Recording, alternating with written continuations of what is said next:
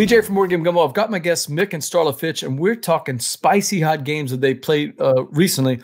Our buddy Dave in the Gumbo did a review of Everdell, one of our most popular written reviews, and I can tell you, can imagine that you guys would know the reason. What's going on with Everdell?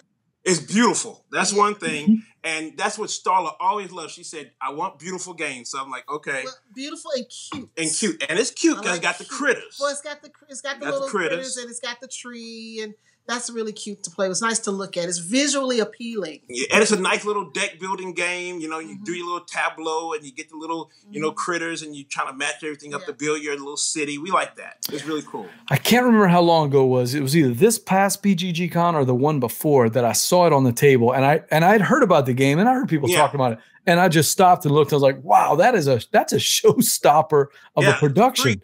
It makes you take notice whenever you see it. Now, I don't know if it needed all of that. The game itself is fun even without the tree, but there's something about seeing the tree and the beautiful little bits and everything that's just really cool.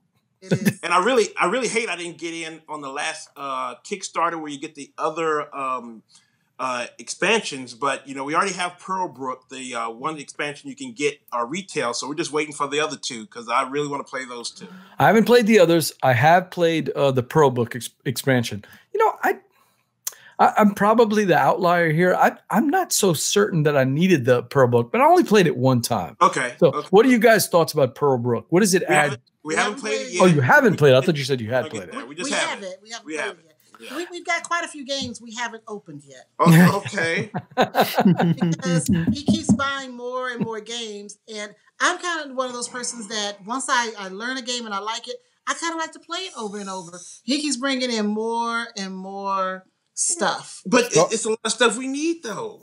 I don't know if it's need. I think it's wants. Mick likes to sample all the fruit, and you like to squeeze all that juice out of the orange, get everything out. We've got a buddy, Zach, in our Gumbo game group, and he's one of those guys that keeps his collection really, really small. He plays a lot of games, but he keeps the collection really, really small, and he and Bailey, they will play it 10 times, 15 times, 20 times in a week. I mean, they just play it over and over. I wish I was like that because that's how it was when we first got in the hobby. My wife and I would get a game like Lost Cities, and we'd play it 20 times. I think I've told Steve this before. I think I've played New York 1901 like 21 times.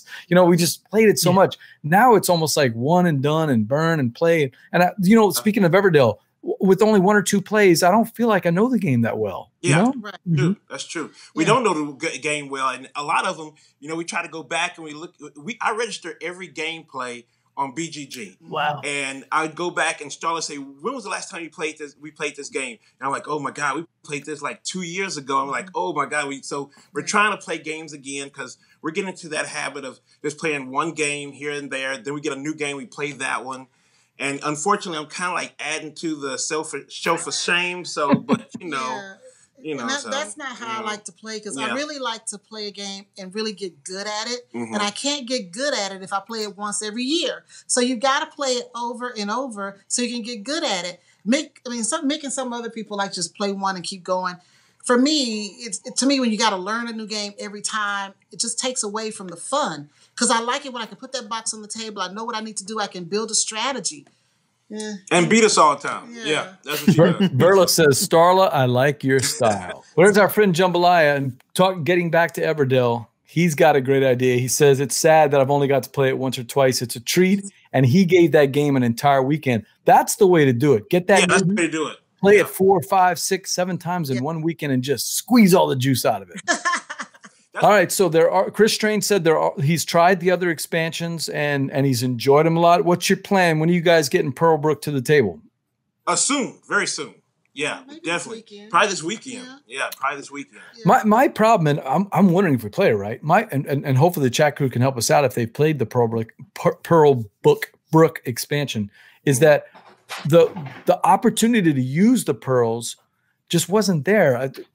I felt like it was very hard to get them.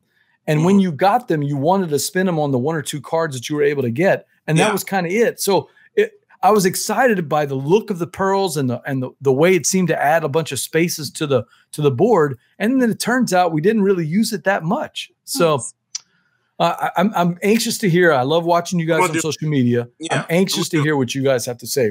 You know, Steve, we may have just played it wrong.